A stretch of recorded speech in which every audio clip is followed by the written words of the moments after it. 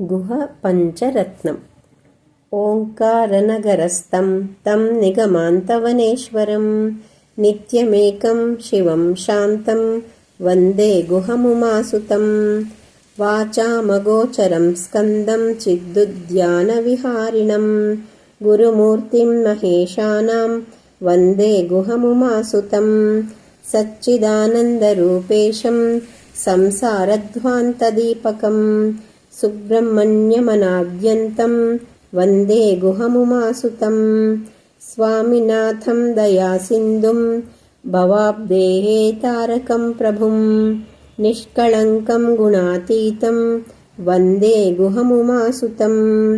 निराकारं निराधारं निर्विकारं निरामयं निर्द्वन्द्वं च निरालम्बं वन्दे गुहमुमासुतम् इति गुहपञ्चरत्नम्।